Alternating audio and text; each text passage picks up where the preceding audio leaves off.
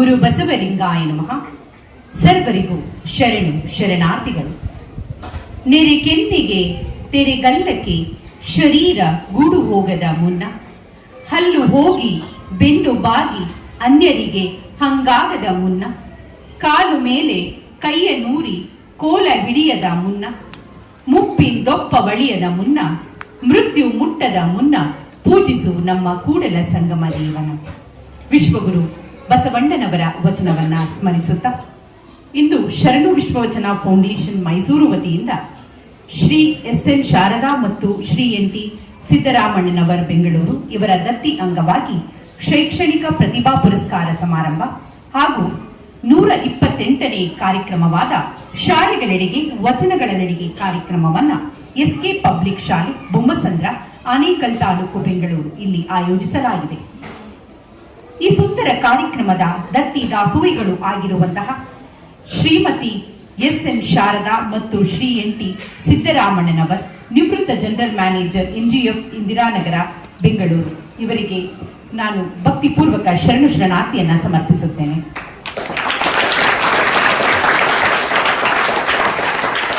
ಹಾಗೆ ಸಾವಿರಾರು ಕಿಲೋಮೀಟರ್ ದೂರದಿಂದ ಎಸ್.ಕೆ. ಪಬ್ಲಿಕ್ ಶಾಲೆಯಲ್ಲಿರುವಂತಹ ಎಲ್ಲ ಮಕ್ಕಳನ್ನ ಕಣ್ತುಂಬಿಕೊಳ್ಳಲು, ಈ ಕಾರ್ಯಕ್ರಮವನ್ನ ಕಣ್ತುಂಬಿಕೊಳ್ಳಲು ಬಂದಿರುವಂತಹ ಶ್ರೀಮತಿ ಇಂದುಮತಿ ಎಸ್. ಬಿಂಗಂ, ಉದ್ಯಮಿ ಹಾಗೂ ಕಾರ್ಯನಿರ್ವಾಹಕ ಅಧಿಕಾರಿ, ಇನ್ನೋವೇಟಿವ್ ಟೆಕ್ನಿಕ್ ಡೆವಲಪ್ಮೆಂಟ್, ಅಮೆರಿಕಾ. ಇವರು ಅಮೆರಿಕಾದಿಂದ ಬಂದಿದ್ದಾರೆ. ಅವರಿಗೆ ನಮ್ಮ ಶರಣು ವಿಶ್ವವಚನ ಫೌಂಡೇಶನ್ ವತಿಯಿಂದ ಕಾಯಕ ಯೋಗಿ ಪ್ರಶಸ್ತಿಯನ್ನ ಇಂದು ನೀಡುತ್ತಿದ್ದೇವೆ. ಈ ಒಂದು ಪ್ರಶಸ್ತಿಗೆ ಅವರು ಸೂಕ್ತ ವ್ಯಕ್ತಿ ಅಂತ ನಾವು ನಿರ್ಧರಿಸಿ ಈ ಒಂದು ಪ್ರಶಸ್ತಿಯನ್ನು ಅವರಿಗೆ ನೀಡುತ್ತಿದ್ದೇವೆ. ಈ ಒಂದು ಕಾರ್ಯಕ್ರಮಕ್ಕೆ ಅವರು ಬೇರೆ ದೇಶದಿಂದ ನಮ್ಮ ಭಾರತಕ್ಕೆ ಬಂದಿರುವುದಕ್ಕೆ ನಾನು ಅವರಿಗೆ ಹೃದಯಪೂರ್ವಕ ಹಾಗೂ ಭಕ್ತಿಪೂರ್ವಕ ಶರಣಾರ್ಥಿಗಳನ್ನ ಸಮರ್ಪಿಸುತ್ತೇನೆ.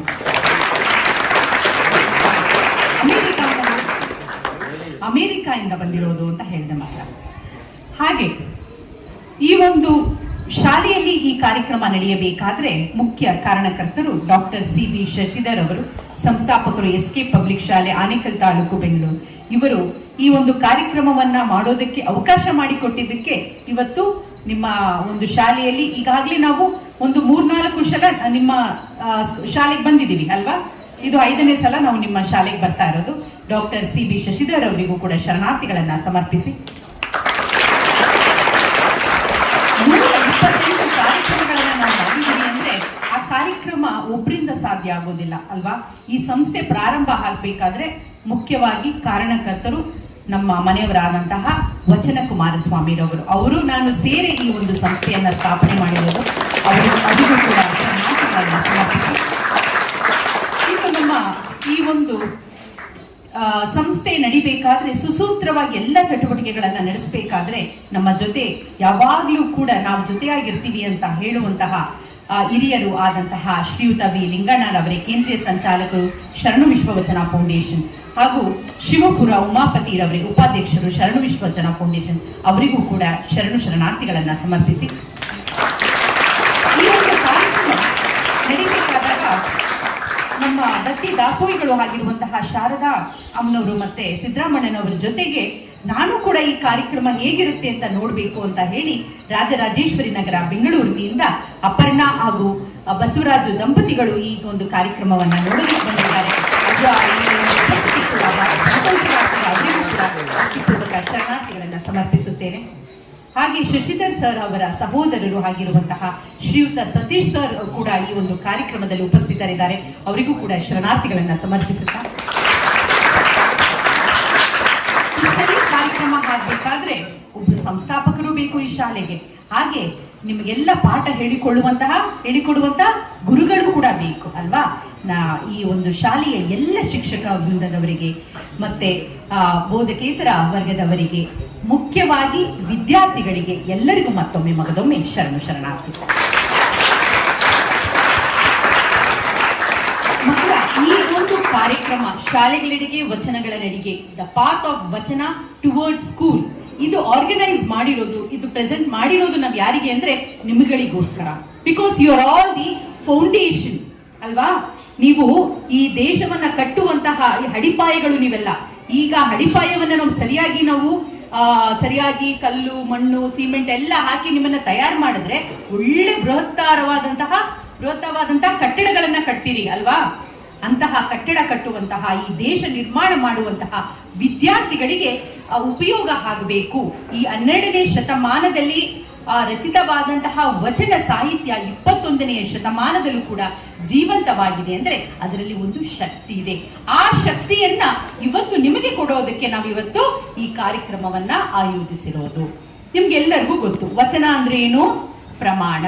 ವಚನ ಅಂದ್ರೆ ಏನು, ಪ್ರಮಾಣ. ಓತ್ ನೋಡಿದಿರಲ್ವಾ, ಎಲ್ಲಾ ಮಂತ್ರಿಗಳು ಕೂಡ ಅವರು ಅಧಿಕಾರ ಸ್ವೀಕರಿಸಬೇಕಾದ್ರೆ ನಾನು ಪ್ರಮಾಣ ವಚನ, ಮುಖ್ಯಮಂತ್ರಿಯಾಗಿ ಪ್ರಮಾಣ ವಚನವನ್ನು ಸ್ವೀಕರಿಸ್ತೀನಿ, ಗೃಹ ಸಚಿವನಾಗಿ ನಾನು ಪ್ರಮಾಣ ವಚನವನ್ನು ಸ್ವೀಕರಿಸ್ತೇನೆ, ಪ್ರಧಾನಮಂತ್ರಿಯಾಗಿ ನಾನು ಪ್ರಮಾಣ ವಚನವನ್ನು ಸ್ವೀಕರಿಸ್ತೀನಿ ಅಂತ ಹೇಳ್ತೀವಿ. ಹಾಗಾದ್ರೆ ವಚನ ಅಂದ್ರೆ ಪ್ರಮಾಣ. ಇವತ್ತೊಂದು ನಾವು ವಚನ ಹೇಳ್ತೀವಿ ಅಂದ್ರೆ ಆ ವಚನವನ್ನ ನಾವ್ ಏನ್ ಮಾಡ್ಬೇಕು, ಜೀವನದಲ್ಲಿ ಪಾಲಿಸಬೇಕು, ಅಳವಡಿಸಿಕೊಳ್ಳಬೇಕು, ಅದರಂತೆ ನಡಿಬೇಕು. ಅದಕ್ಕೆ ಹೇಳ್ತಾರೆ ವಚನಗಳು ಕೇವಲ ಶಬ್ದವಲ್ಲ, ಶರಣರ ಸತ್ಯದ ಸ್ಪರ್ಶ ಅಂತ ಹೇಳ್ತಾರೆ. ಸತ್ಯದ ನುಡಿಗಳು. ವಚನಗಳನ್ನ ಯಾರು ಮನಪೂರ್ವಕವಾಗಿ ಹೃದಯದಲ್ಲಿ ಅಪ್ಪಿಕೊಳ್ತಾರೋ ಅವರ ಭಾವ ಪರಿಮಳದ ರೀತಿ ಎಲ್ಲೆಡೆ ಪಸರಿಸುತ್ತಾ ಹೋಗುತ್ತೆ.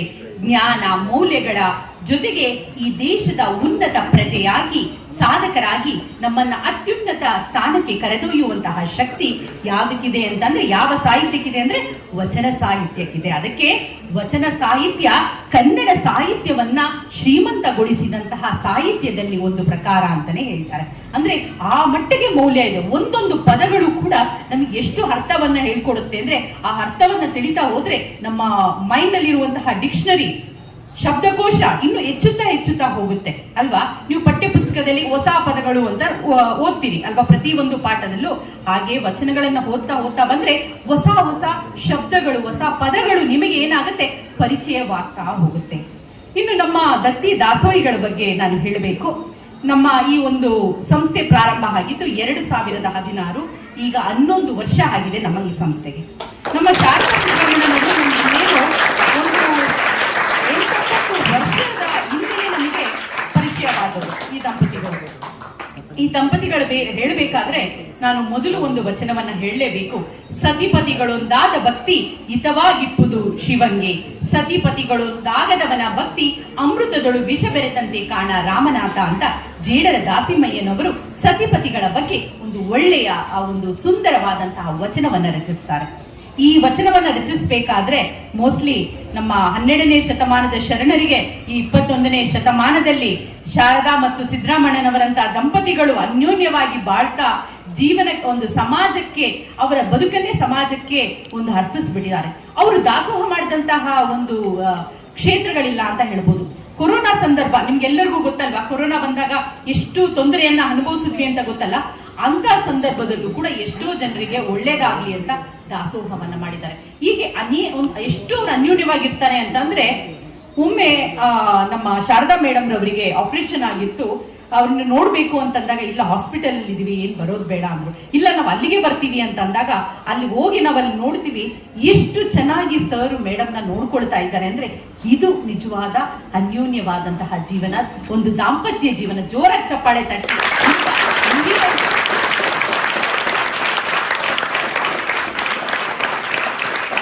ಸರ್ಗೆ ಎಷ್ಟು ಗೊತ್ತಾ ವಯಸ್ಸು? 91 ಇಯರ್ಸ್. ಆದ್ರೆ ಅವರು ಎಷ್ಟು ಲವಲವಿಕೆಯಿಂದ ಇದ್ದಾರೆ ಅಂದ್ರೆ ಅವರ ಆರೋಗ್ಯದ ಕಾರಣ ಏನು ಅಂದ್ರೆ ಚಟುವಟಿಕೆಗಳಲ್ಲಿ ಭಾಗವಹಿಸ್ತಾ ಇರೋದು, ಒಳ್ಳೆಯ ಕೆಲಸಗಳನ್ನ ಮಾಡ್ತಿದೀವಿ. ಯಾವಾಗ ನಾವು ಒಳ್ಳೆಯ ಸತ್ಕಾರ್ಯಗಳನ್ನ ನಾವು ಮಾಡ್ತಾ ಹೋಗ್ತೀವೋ ನಮ್ಮ ಆರೋಗ್ಯ ಕೂಡ ವೃದ್ಧಿಸುತ್ತೆ, ದೇಹಕ್ಕೆ ಒಂದು ರೀತಿಯ ಬಲ ಬರುತ್ತೆ. ಹಾಗೆ ನಮ್ಮ ಸಿದ್ದರಾಮಣ್ಣ ಸರ್ ಅವರಿಗೆ ನಮ್ಮ ಶಾರದಾ ಅಮ್ಮನವರೇ ಒಂದು ದೊಡ್ಡ ಬಲ, ದೊಡ್ಡ ಶಕ್ತಿ ಅಂತಾನೆ ನಾನಾದ್ರೂ ಭಾವಿಸಿದ್ದೀನಿ. ಯಾಕಂದ್ರೆ ಅವರ ಯೋಚನೆಗಳು ಹೇಗಿರುತ್ತೆ ಅಂದ್ರೆ ಉಭಯ ದೃಷ್ಟಿ ಏಕ ದೃಷ್ಟಿಯಲ್ಲಿ ಕಾವಂತೆ, ದಂಪತಿ ಏಕ ಭಾವವಾಗಿ ನಿಂದಲ್ಲಿ ಗುಹೇಶ್ವರ ಲಿಂಗಕ್ಕೆ ಅರ್ಪಿತವಾಯಿತು ಸಂಗನ ಬಸವಣ್ಣ ಅಂತ ಹೇಳ್ತಾರೆ ಅಲ್ಲಮ್ಮ ಪ್ರಭುಗಳು. ನೋಡಿ, ಎರಡು ಕಣ್ಣುಗಳನ್ನ ನಾವ್ ಏನ್ ಮಾಡ್ಬೇಕು, ಒಂದೇ ಕಡೆ ನೋಡ್ಬೇಕು. ನಾವು ಒಂದು ಕಣ್ಣನ್ನ ಆ ಕಡೆ, ಒಂದು ಕಣ್ಣನ್ನ ಈ ಕಡೆ ನೋಡಿದ್ರೆ ಯಾವುದೇ ದೃಷ್ಟಿ ಕೂಡ ಏನಾಗುತ್ತೆ, ಸರಿಯಾಗಿ ಕಾಣಿಸೋದಿಲ್ಲ. ಆದ್ರೆ ಯಾವುದೇ ಯೋಚನೆ ಆಗ್ಲಿ, ಯಾವುದೇ ದೃಷ್ಟಿಕೋನವಾಗ್ಲಿ ಏನ್ ಮಾಡ್ಬೇಕು, ಒಂದೇ ಭಾವದಿಂದ, ಏಕ ಭಾವದಿಂದ ಮಾಡಿದಾಗ ಏನಾಗುತ್ತೆ, ಸ್ಪಷ್ಟವಾಗಿ ಕಾಣಿಸುತ್ತೆ, ಯಶಸ್ಸು ಸಿಗುತ್ತೆ. ಆ ರೀತಿ ಇಬ್ಬರು ದಂಪತಿಗಳು ಒಂದೇ ರೀತಿಯಲ್ಲಿ ಅವ್ರು ಏನ್ ಮಾಡ್ತಾ ಇದ್ದಾರೆ, ಜೀವನವನ್ನ ಸಾಗಿಸ್ತಾ ಇದ್ದಾರೆ. 8-9 ವರ್ಷದಿಂದ ನಮ್ಮ ಫೌಂಡೇಶನ್ಗೆ ಮಹಾಪೋಷಕರಾಗಿ ನಾವು ನಿಮ್ ಜೊತೆ ಇದ್ದೀವಿ, ನೀವು ಕೆಲಸಗಳನ್ನ ಮಾಡಿ ಅಂತ ಬೆಂತಟ್ಟಿ ನಮ್ಮ ಹಿಂದೆ ನಿಂತಿರುವಂತಹ ಬ್ಯಾಕ್ ಬೋನ್ ಯಾರು ಅಂದ್ರೆ ನಮ್ಮ ಶಾರದಾ ಮತ್ತು ಸಿದ್ದರಾಮಣ್ಣನವರು ಸರ್ ಅವರು. ಜೋರಾಗಿ ಇವತ್ತು ಅವರಿಗೆ 4 ಜನ ಮಕ್ಕಳು. ಅವ್ರು ಎಷ್ಟು ಚೆನ್ನಾಗಿ ಮುರುಘರಾಜೇಂದ್ರರ ಭಕ್ತರು, ಮುರುಘಾ ಮಠ. ಅವರು ಮಕ್ಕಳಿಗೆ ಹೇಗೆ ಹೆಸರಿಟ್ಟಿದ್ದಾರೆ ಅಂದ್ರೆ ಮುರುಗೇಶ, ರಾಜೇಶ, ಇಂದುಮತಿ, ರಜನಿ ಅಂತ ಎಲ್ಲ ಒಂದು ಶರಣರ ಹೆಸರುಗಳನ್ನ ಇಟ್ಟು ಇವತ್ತು ಅವರ 4 ಜನ ಮಕ್ಕಳು ಕೂಡ ವಿದೇಶದಲ್ಲಿದ್ದಾರೆ. ವಿದೇಶದಲ್ಲಿದ್ದು ಅವರು ಕೂಡ ಕಾಯಕವೇ ಕೈಲಾಸ ಅಂತ ಒಳ್ಳೆ ಕೆಲಸ ಕಾರ್ಯಗಳನ್ನ ಮಾಡಿಕೊಂಡು ಅವರ ತಂದೆ ತಾಯಿ ನಡೆದಂತಹ ದಾರಿಯಲ್ಲೇ ಅವರು ಕೂಡ ಒಳ್ಳೆಯ ಕೆಲಸಗಳನ್ನ ಮಾಡಿ ದಾಸೋಹವನ್ನ ಮಾಡ್ತಿದ್ದಾರೆ. ಆ ಒಂದು ಸೇವೆಯನ್ನ ನಾವು ಪರಿಗಣಿಸಿ ಇವತ್ತು ಇಂದುಮತಿ ಮೇಡಮ್ ರವರಿಗೆ ನಾವು ಕಾಯಕ ಯೋಗಿ ಪ್ರಶಸ್ತಿಯನ್ನ ಕೊಡ್ತಿರೋದು. ಅವರ ಕುಟುಂಬ ವರ್ಗದವರಿಗೆ ದೇವರು ಆಯುರ್ ಆರೋಗ್ಯ ಆಯುಸ್ಸು ಸುಖ ಶಾಂತಿ ನೆಮ್ಮದಿ ಕೊಟ್ಟು ಕಾಪಾಡಲಿ ಅಂತ ನಾನು ಈ ಮೂಲಕ ಕೇಳಿಕೊಳ್ತೇನೆ. ನಮ್ಮ ಸಂಸ್ಥೆ ಪ್ರಾರಂಭ ಆಗಿದ್ದು 11 ವರ್ಷ ಆಯ್ತು ಅಂತ. 11 ವರ್ಷದಿಂದ ಪ್ರತಿ ವರ್ಷ ಶಾಲೆಗಳಿಗೆ ಹೋಗ್ತೀವಿ, ಕಾಲೇಜ್ಗೆ ಹೋಗ್ತೀವಿ, ವೃದ್ಧಾಶ್ರಮಕ್ಕೆ ಹೋಗ್ತೀವಿ, ಅನಾಥಾಶ್ರಮಕ್ಕೆ ಹೋಗ್ತೀವಿ, ರಿಮೋಟ್ ವಿಲೇಜಸ್ ಅಂದ್ರೆ ಕುಗ್ರಾಮ, ಯಾವ ಗ್ರಾಮದಲ್ಲಿ ಇನ್ನೂ ಅಷ್ಟು ಶಿಕ್ಷಣ ಅವರಿಗೆ ಸಿಕ್ಕಿರಲ್ವೋ, ವಚನ ಸಾಹಿತ್ಯದ ಬಗ್ಗೆ ಅರಿವು ಇರಲ್ವೋ ಅಂತಹ ಕಡೆಯೆಲ್ಲ ಹೋಗಿ ಈ ರೀತಿ ವಚನದ ಬಗ್ಗೆ ತಿಳಿಸಿ ಅವ್ರಿಗೂ 4-6 ವಚನಗಳನ್ನ ಹೇಳ್ಕೊಟ್ಟು ಪ್ರತಿ ಮನೆಗೂ ವಚನ ಪುಸ್ತಕಗಳನ್ನ ಕೊಟ್ಟು ಅವ್ರ ಬಾಯಲ್ಲೂ ವಚನಗಳನ್ನ ಹೇಳಿಸಿ ನಾವು ವಚನ ಗ್ರಾಮ ಅಂತ ಮಾಡ್ತಾ ಬರ್ತಾ ಇದ್ದೀವಿ. ಹೀಗೆ ನಮ್ಮ ಫೌಂಡೇಶನ್ ವತಿಯಿಂದ 50ಕ್ಕೂ ಹೆಚ್ಚು ಕೃತಿಗಳನ್ನ ನಾವು 11 ವರ್ಷದಿಂದ ನಾವು ರಿಲೀಸ್ ಮಾಡಿದೀವಿ, ಪ್ರಕಟ ಮಾಡಿದೀವಿ.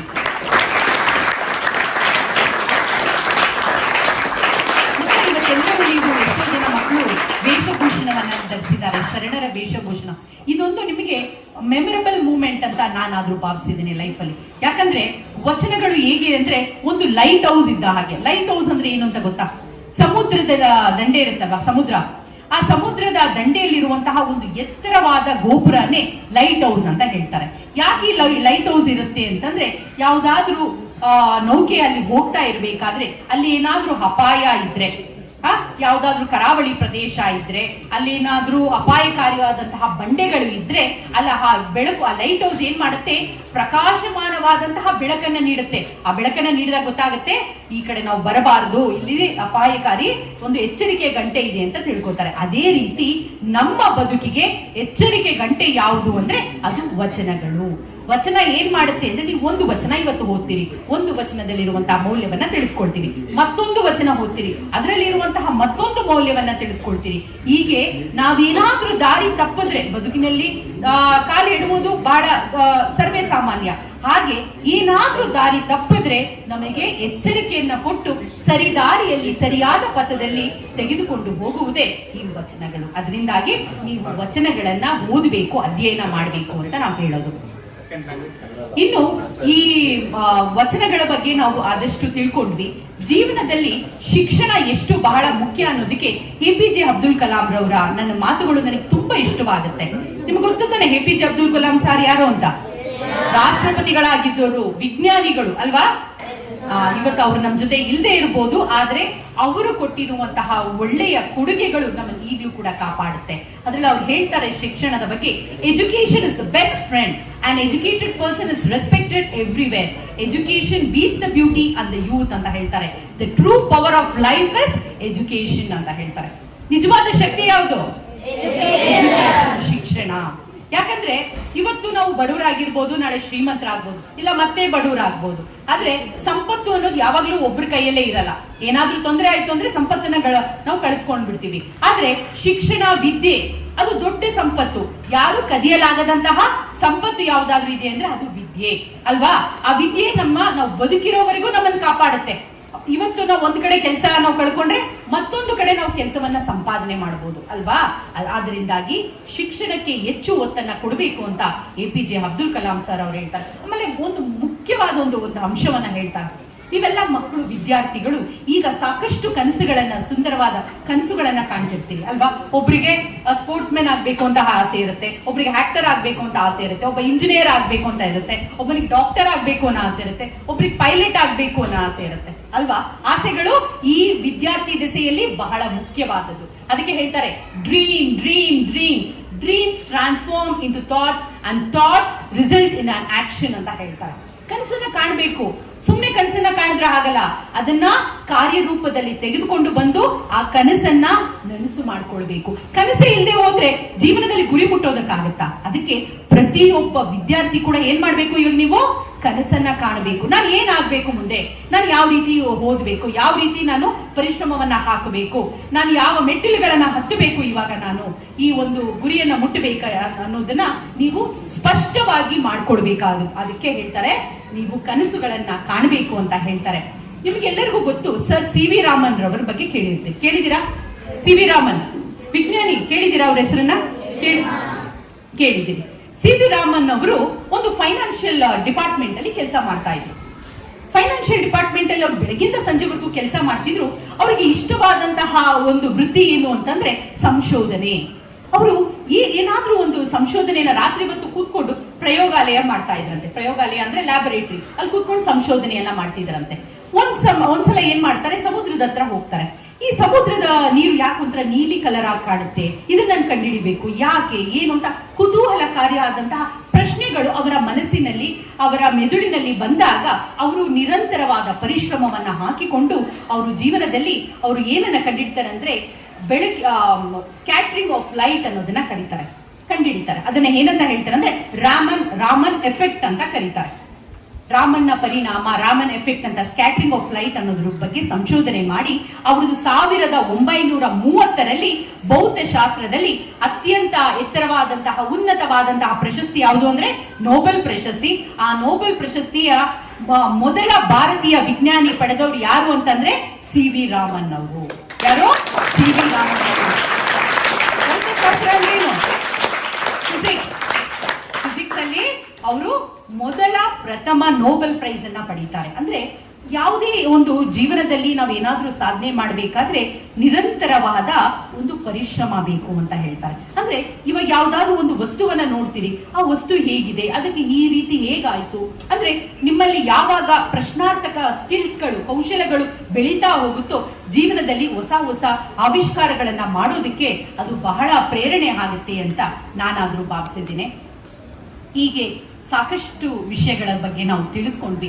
ಮಕ್ಕಳೇ, ನಾವು ಇರುವಷ್ಟು ಕಾಲ ಮಾತ್ರ ಏನಾದ್ರು ಜೀವನದಲ್ಲಿ ಸಾಧಿಸೋದಕ್ಕಾಗಲ್ಲ. ನಾವು ಸತ್ತೋದ್ಮೇಲೆ ಏನಾದ್ರೂ ಸಾಧಿಸಕ್ಕಾಗತ್ತಾ? ಆಗಲ್ಲ. ಅದಕ್ಕೆ DVG ಅವರು ಒಂದು ಮಾತು ಹೇಳ್ತಾರೆ, ಮರಣದಿ ಮುಂದೇನು, ಪ್ರೇತವೋ ಭೂತವೋ ಪರಲೋಕವೋ ಪುನರ್ಜನ್ಮವೋ ಅದೇನೋ, ತಿರುಗಿ ಬಂದವರಿಲ್ಲ ವರದಿ ತಂದವರಿಲ್ಲ, ದರೆಯ ಬಾಳ್ಗಿದರಿನೇನು ಮಂಕುತಿಮ್ಮ ಅಂತ DV ಗುಂಡಪ್ಪನವರು ಹೇಳ್ತಾರೆ ಮಂಕುತಿಮ್ಮನ ಕಗ್ಗದಲ್ಲಿ. ಮಕ್ಕಳೇ, ನಾವು ಸತ್ತ ಮೇಲೆ ನಾವು ಸ್ವರ್ಗಕ್ಕೆ ಹೋಗ್ತೀವೋ ನರಕಕ್ಕೆ ಹೋಗ್ತೀವೋ ನಮಗ್ ಗೊತ್ತಿಲ್ಲ. ಗೊತ್ತಿದ್ಯಾ? ನಮ್ಗೇನಾದ್ರೂ ಗೊತ್ತಿದ್ಯಾ? ಗೊತ್ತಿಲ್ಲ. ನಾವು ಭೂತ ಆಗ್ತೀವೋ ಪ್ರೇತ ಆಗ್ತೀವೋ ಅಂತ ನಮಗೇನಾದ್ರೂ ಗೊತ್ತಿದ್ಯಾ? ಗೊತ್ತಿಲ್ಲ ಅಲ್ವಾ? ಕೊರೋನಾ ಸಮಯದಲ್ಲಿ ಎಷ್ಟೋ ಜನ ಸಂಬಂಧಿಕರನ್ನ ಕಳ್ಕೊಂಡ್ವಿ, ಸ್ನೇಹಿತರನ್ನ ಕಳ್ಕೊಂಡ್ವಿ. ಅವ್ರು ಎಲ್ಲೋಗಿದ್ದಾರೆ ಅಂತ ನಮ್ಗೇನಾದ್ರೂ ಗೊತ್ತಾ? ಗೊತ್ತಿಲ್ಲ. ಅದಕ್ಕೆ ಹೇಳ್ತಾರೆ, ನಮ್ಮ ಇನ್ನು ಮುಂದುವರಿದ ಭಾಗದಲ್ಲಿ ನಮ್ಮ ಶರಣರು ಏನ್ ಹೇಳ್ತಾರೆ ಅಂದ್ರೆ, ಸ್ವರ್ಗ ನರಕ ಅನ್ನೋದು ಬೇರೆ ಯಾವುದೂ ಇಲ್ಲ. ಅದಕ್ಕೆ ಅವ್ರು ಹೇಳ್ತಾರೆ, ದೇವಲೋಕ ಮರ್ತ್ಯ ಲೋಕವೆಂಬುದು ಬೇರಿಲ್ಲ ಕಾಣಿರೋ, ಸತ್ಯವ ನುಡಿಯುವುದೇ ದೇವಲೋಕ, ಮಿಥ್ಯವ ನುಡಿಯುವುದೇ ಮರ್ತ್ಯಲೋಕ, ಆಚಾರವೇ ಸ್ವರ್ಗ ಅನಾಚಾರವೇ ನರಕ, ಕೂಡಲ ಸಂಗಮ ದೇವ ನೀವೇ ಪ್ರಮಾಣು ಅಂತ ಹೇಳ್ತಾರೆ. ಅಂದ್ರೆ ನಾವು ಒಳ್ಳೆ ಮಾತುಗಳನ್ನ ಹೇಳ್ತಿದೀವಿ ಇವತ್ತು, ಒಳ್ಳೆ ನುಡಿಗಳನ್ನ, ಶರಣರ ನುಡಿಗಳು ಸತ್ಯದ ನುಡಿಗಳು, ಅಂತಹ ಸತ್ಯದ ನುಡಿಗಳನ್ನ ಇವತ್ತು ನಾವೆಲ್ಲರೂ ಹೇಳ್ತಿದೀವಿ, ವಚನಗಳನ್ನ ಹೇಳ್ತಿದೀವಿ. ಅಂದ್ರೆ ಈ ಒಂದು ಸ್ಥಳ ಯಾವುದು? ಸ್ವರ್ಗ. ನೀವೆಲ್ಲ ಎಲ್ಲಿದ್ದೀರಿ? ಸ್ವರ್ಗದಲ್ಲಿದ್ದೀವಿ. ನಾವೇನಾದ್ರೂ ಸುಳ್ಳು ಮಾತುಗಳನ್ನ ಹೇಳ್ತೀವಿ ಅಂದ್ರೆ ಅದೇ ನರಕ. ಅದಕ್ಕೆ ಒಳ್ಳೆಯ ಸತ್ಯದ ನುಡಿಗಳು, ಪ್ರಾಮಾಣಿಕ ಶುದ್ಧ ನುಡಿಗಳು ಇದೆಯಲ್ಲ, ಅದನ್ನೇ ವಚನಗಳು ಅಂತ ಹೇಳ್ತೀವಿ. ಅದು ಅನುಭವದ ನುಡಿಯಲ್ಲ, ಒಂದು ಅನುಭಾವದ ನುಡಿಗಳು. ಅವರ ಜೀವನದಲ್ಲಿ ಅನುಭವಿಸಿದಂತಹ ಎಲ್ಲ ಕಷ್ಟ ಸುಖಗಳನ್ನ ಅವರು ವಚನದ ರೂಪದಲ್ಲಿ ಇವತ್ತು ತೆಗೆದುಕೊಂಡು ಬಂದು ಇವತ್ತು ವಚನ ಸಾಹಿತ್ಯವನ್ನ ನಮಗೆಲ್ಲರಿಗೂ ಕೊಟ್ಟು ಹೋಗಿದ್ದಾರೆ. ಸಾಮಾನ್ಯವಾಗಿ ಯಾವ್ದಾದ್ರು ಕೆಲಸಗಳನ್ನ ಮಾಡ್ಬೇಕಾದ್ರೆ ಸಾಕಷ್ಟು ಡಿಸ್ಟರ್ಬೆನ್ಸ್ ನಿಮಗೆ ಬಂದೇ ಬರುತ್ತೆ ಅಲ್ವಾ? ಯಾರಾದ್ರೂ ಟಿವಿ ಹಾಕ್ಬಿಟ್ಟಿರ್ತಾರೆ, ಟಿವಿಯಲ್ಲಿ ಒಂದು ಒಳ್ಳೆ ಫಿಲಂ ಬರ್ತಾ ಇರುತ್ತೆ, ಇವತ್ತೊಂದು ಹೊಸ ಫಿಲಂ ಬರ್ತಾ ಇದೆ, ಫಿಲಂ ನೋಡ್ಕೊಂಡ್ಬಿಡ್ತೀನಿ, ಟೆಸ್ಟ್ ಓದ್ಲಿಲ್ಲ ಅಂದ್ರೂ ಪರವಾಗಿಲ್ಲ, ನಾಳೆ ಯಾರ ಜೊತೆ ಯಾರ ಪಕ್ಕದಲ್ಲಿ ಯಾರು ಕೂತ್ಕೊಂಡಿರ್ತಾರಲ್ಲ ಅವ್ರ ಹತ್ರ ಕಾಪಿ ಹೊಡೆದ್ರಾಯ್ತು ಅಂತ ಹಂಗೆಲ್ಲ ಅನ್ಕೊಂಡಿರ್ತೀವಿ ಅಲ್ವಾ ಒಂದೊಂದ್ಸಲ. ಇಲ್ಲ ಯಾರನ್ನಾರು ಪ್ಲೀಸ್ ಸ್ವಲ್ಪ ತೋರಿಸ್ಬಿಡು ಅಂದ್ರೆ ತೋರಿಸ್ಕೊಟ್ಬಿಡ್ತಾರೆ ಅಂತ ಆ ಥರ ತಿಳ್ಕೊಂಡಿರ್ತೀವಿ.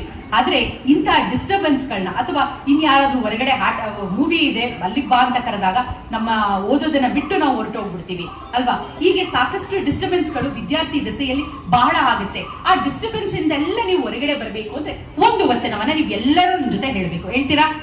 ಈ ಒಂದು ವಚನವನ್ನ ಹೇಳ್ಬಿಟ್ಟು ನೀವು ಕೂತ್ಕೊಂಡು ಓದ್ತಾ ಇದ್ರೆ ಯಾರೇ ಫ್ರೆಂಡ್ಸ್ ಬಂದ್ ಕರೆದ್ರು, ಮನೇಲಿ ಹೊಸ ಫಿಲಂ ಬರ್ತಾ ಇದ್ರು ಅಥವಾ ಇನ್ನೇನಾದ್ರೂ ಡಿಸ್ಟರ್ಬೆನ್ಸ್ ಗಳು ಬಂದ್ರು, ಆ ಎಲ್ಲ ಡಿಸ್ಟರ್ಬೆನ್ಸ್ ಇಂದ ನೀವು ದೂರವಾಗಿ ಪಠ್ಯ ಪುಸ್ತಕದ ಕಡೆ, ನಿಮ್ಮ ವಿದ್ಯೆ ಕಡೆ ಜಾಸ್ತಿ ಕಾನ್ಸಂಟ್ರೇಷನ್ ಕೊಟ್ಟು ಚೆನ್ನಾಗಿ ಓದಿ ಒಳ್ಳೆ ಅಂಕಗಳನ್ನ ಪಡಿತೀರಿ. ಹೇಳ್ತೀರಾ ನನ್ನ ಜೊತೆ? ಅತ್ತರಿತ್ತ ಹೋಗದಂತೆ ಎಳವನ ಮಾಡಯ್ಯ ತಂದೆ,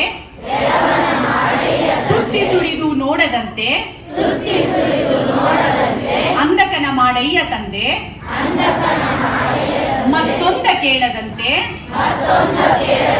ಕಿವುಡನ ಮಾಡಯ್ಯ ತಂದೆ, ನಿಮ್ಮ ಶರಣರ ಪಾದವಲ್ಲದೆ ಅನ್ಯ ವಿಷಯ ಕೆಳಸದಂತೆ ಇರಿಸು, ಎಳಸದಂತೆ ಇರಿಸು. ಕೂಡಲ ಸಂಗಮ ದೇವ. ಗೊತ್ತಾಯ್ತಲ್ವಾ? ನಮ್ಮನ್ನ ಕೆಟ್ಟದನ್ನ ನೋಡದೇ ಇರೋ ಹಾಗೆ ಕುರುಡನನ್ನಾಗಿ ಮಾಡು, ಕೆಟ್ಟದನ್ನ ಕೇಳದೇ ಇರುವ ಹಾಗೆ ಕಿವುಡನನ್ನ ಮಾಡು. ನಾನು ಮತ್ತೊಂದು ಬೇರೆ ಯಾವುದೇ ಕೆಟ್ಟದನ್ನ ಅಲ್ಲಿ ಹೋಗಿ ನೋಡೋದಕ್ಕೆ ಆಗದೆ ಇರೋ ಹಾಗೆ ನನ್ನನ್ನ ಕುಂಟನನ್ನಾಗಿ ಮಾಡು. ಬರೀ ನನಗೆ ಶರಣರ ಸುಳ್ಳುಡಿಯೇ ಸಾಕು ಅಂತ ಹೇಳ್ತಾರೆ. ನಿಮ್ಮ ಶರಣರ ನುಡಿಗಳನ್ನ ಕೇಳಿ ನಾನು ಬದುಕಬೇಕು ಅಂತ ಹೇಳ್ತಾರೆ ನಮ್ಮ ಈ ಒಂದು ವಚನದಲ್ಲಿ. ಹಾಗೆ ಯಾವುದೇ ಡಿಸ್ಟರ್ಬೆನ್ಸ್ಗೆ ಒಳಗಾಗ್ದಂಗೆ ನೀವೆಲ್ಲರೂ ಒಳ್ಳೆಯ ಪ್ರಜೆಗಳಾಗಬೇಕು. ಈ ದೇಶದ ಮುಂದಿನ ಪ್ರಜೆಗಳು ನೀವು. ಅದರಿಂದಾಗಿ ಈ ಒಂದು ದೇಶವನ್ನ ಕಟ್ಟುವಂತಹ ಕರ್ತವ್ಯ ಹಾಗೂ ರೈಟ್ಸ್ ಎಲ್ಲ ನಿಮ್ಗೆ ಇರೋದು ಅಲ್ವಾ. ಈ ದೇಶವನ್ನ ಚೆನ್ನಾಗಿ ನಾವು ನಿರ್ವಹಣೆ ಮಾಡ್ಕೊಂಡು ಹೋಗ್ಬೇಕಂದ್ರೆ ನಾವೆಲ್ಲರೂ ಒಳ್ಳೆಯ ವಿದ್ಯಾವಂತರಾಗಬೇಕು. ಜೀವನದಲ್ಲಿ ಒಳ್ಳೆಯ ಗುರಿಯನ್ನ ಇಟ್ಕೊಂಡು ಈ ಸಮಾಜಕ್ಕೆ, ನಮ್ಮ ದೇಶಕ್ಕೆ, ನಮ್ಮ ರಾಜ್ಯಕ್ಕೆ ಒಳ್ಳೆಯ ಕೊಡುಗೆಯನ್ನ ಕೊಟ್ಟು ಹೋಗ್ಬೇಕು. ಇವತ್ತು 12ನೇ ಶತಮಾನದ ಶರಣರು ಕೂಡ ಇನ್ನೂ ಬದುಕಿದ್ದಾರೆ 21ನೇ ಶತಮಾನದಲ್ಲಿ. ಅಂದ್ರೆ ಅವರು ಕೊಟ್ಟಿರುವಂತಹ ಅದ್ಭುತವಾದ ಕೊಡುಗೆ ವಚನ ಸಾಹಿತ್ಯದಿಂದ. ಅದಕ್ಕೆ ಹೇಳ್ತಾರೆ, ಲೇಸೆನಿಸಿಕೊಂಡು 5 ದಿವಸ ಬದುಕಿದಳೇನೋ, ಲೇಸೆನಿಸಿಕೊಂಡು 4 ದಿವಸ ಬದುಕಿದಳೇನೋ, ಲೇಸೆನಿಸಿಕೊಂಡು 3 ದಿವಸ ಬದುಕಿದಳೇನೋ, ಲೇಸೆನಿಸಿಕೊಂಡು 2 ದಿವಸ ಬದುಕಿದಳೇನೋ, ಕೂಡಲ ಸಂಗನ ಶರಣರ ವಚನಗಳಲ್ಲಿ ಲೇಸೆನಿಸಿಕೊಂಡು 1 ದಿನ ಬದುಕಿದರೆ ಸಾಕು ಅಂತ ಅಲ್ವಾ. ಆ ರೀತಿ ನಾವು ಎಷ್ಟು ವರ್ಷ ಬದುಕಿದ್ವಿ ಅನ್ನೋದು ಮುಖ್ಯ ಆಗಲ್ಲ. ಬದುಕಿರುವಂತಹ ಆ ಒಂದು ಕಾಲಘಟ್ಟದಲ್ಲಿ ಏನು ಕೆಲಸವನ್ನ ಮಾಡಿದ್ವಿ, ಎಷ್ಟು ಜನ ಸ್ನೇಹಿತರನ್ನ ಸಂಪಾದನೆ ಮಾಡಿದ್ವಿ, ಎಷ್ಟು ಒಳ್ಳೆಯ ಸತ್ಕಾರ್ಯಗಳನ್ನ ಮಾಡಿದ್ವಿ ಅನ್ನೋದು ಮಾತ್ರ ಕೌಂಟ್ ಆಗುತ್ತೆ. ಅದರಿಂದಾಗಿ ಒಳ್ಳೆಯ ಪ್ರಜೆಗಳಾಗಿ ಅಂತ ಹೇಳ್ತಾ ನಾನೊಂದೆರಡು ಮಾತುಗಳಿಗೆ ವಿರಾಮವನ್ನ ಹೇಳ್ತಿದ್ದೀನಿ. ಜೈ ಬಸವ, ಜೈ ಶರಣ. ಹೊರಡುವೆ ನಾನು, ಹೊರಡುವೆ ಮುಂದೆ, ಬರುವುದು ವಿಶ್ವವು ನನ್ನಯ ಹಿಂದೆ. ಅವರಿವರೆಂಬೇನೆ ಎಲ್ಲರೂ ಒಂದೇ, ಎಲ್ಲರಿಗಿರುವನು ಒಬ್ಬನೇ ತಂದೆ. ಬರುವೇನು ಬರುವೇನು ಭುವಿಯನ್ನು ಬೆಳಗಿ, ಬರುವೇನು ಬಂದೇ ಬರುವೆ